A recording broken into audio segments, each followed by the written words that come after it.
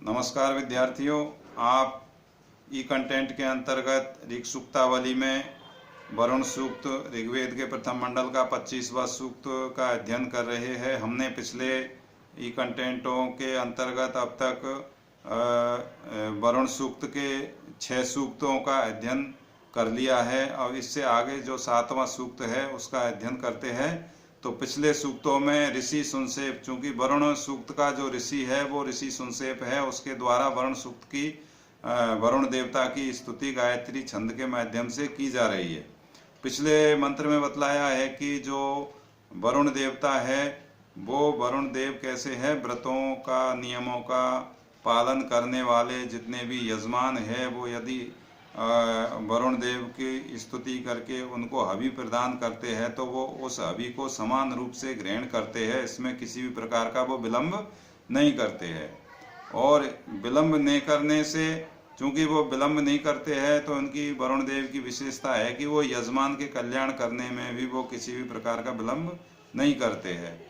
तो इसी क्रम में आगे वरुण देव है, उसके बाद उसकी विशेषताओं को बतलाते हुए प्रस्तुत मंत्र में ऋषि सुनसेप ने वरुण को आकाश एवं जल मार्ग का ज्ञाता बतलाते हुए उनकी स्तुति की है कि वरुण देव है वो आकाश एवं जल मार्ग का विशेष रूप से ज्ञाता है। तो ये मंत्र है, वेदायो वीनाम पदम अंतरिक्षेणे पतताम वेद नाव समुद्रीय है। इसका अन्वय यह अंतरिक्षेण पतताम बीनाम पदम वेद समुद्रीय नाव वेद। तो ये उसका अन्वय है। इस अन्वय के माध्यम से हम इस मंत्र का अर्थ समझने का प्रयास करेंगे। ये मानी जो कौन, वरुण देव। ये जो वरुण देव अंतरिक्षेण आकाश मार्ग में, पतताम मानी उड़ने वाले पक्षियों के, बीनाम मानी पक्षियों के, पदम मानी मार्ग को, वेद मानी जानते हैं। तो ये वरुण देव ऐसा है। कैसे वरुण देव है? जो अंतरिक्षेण आकाश मार्ग में, जो आकाश पतताम आकाश में अंतरिक्ष में उड़ने वाले, पदम बीनाम पक्षियों के, पदम मानी मार्ग को, रास्ते को, वेद मानी जानने वाले हैं कि ये पक्षी किधर किधर किस किस रास्ते से उड़ते हैं, तो उनके रास्ते को, मार्ग को जानने वाले हैं। और समुद्रीय नाव वेद, समुद्रीय समुद्र में जो नाव, नौका और जहाज होते हैं वो जो समुद्र में चलते हैं, समुद्र की यात्राओं के लिए नाव, बड़ी बड़ी नावें और जहाज काम में लिए जाते हैं, तो उनके मार्ग को भी वेद ये वरुण देव है ये जानते हैं। अर्थात ये वरुण देवता की ये खासियत है कि ये आकाश मार्ग को भी जानते हैं और समुद्र के जल मार्गों को भी ये जानते हैं। अर्थात जल में जितने भी मार्ग है उनके ये ज्ञाता है,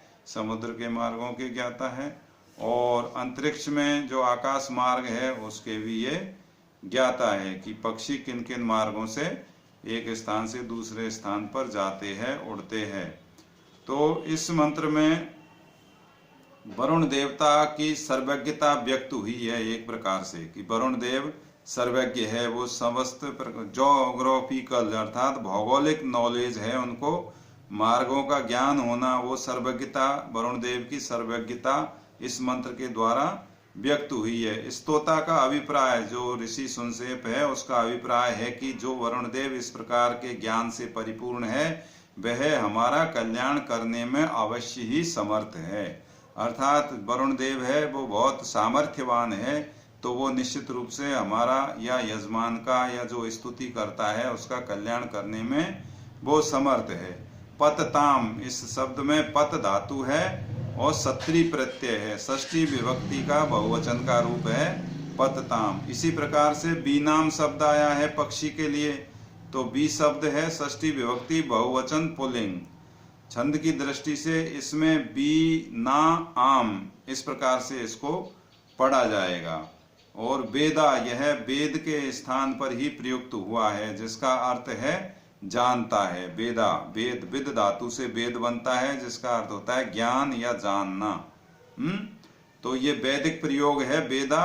वेदा में शब्द को छंद की दृष्टि से उपयोगी बनाने के लिए ह्रस्व स्वर के स्थान पर यहाँ पर दीर्घ कर दिया गया है। ह्रस्व स्वर जो लघु ह्रस्व है उसको दीर्घ स्वर बना दिया है। तो इस प्रकार से समुद्रीय इस शब्द से भी ये पाश्चात्य विद्वान और भारतीय विद्वानों में मतभेद है, लेकिन इससे यह प्रतीत होता है प्रस्तुत मंत्र से यह तथ्य तो स्पष्ट ही होता है कि वैदिक काल में समुद्रों पर नावों अथवा जहाजों का प्रयोग भली भांति या भली प्रकार से किया जाता था। तो ये वेदों में उल्लेख हुआ है।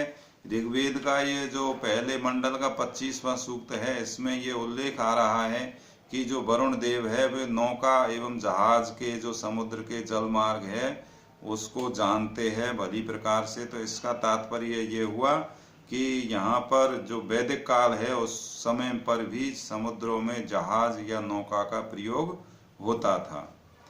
धन्यवाद।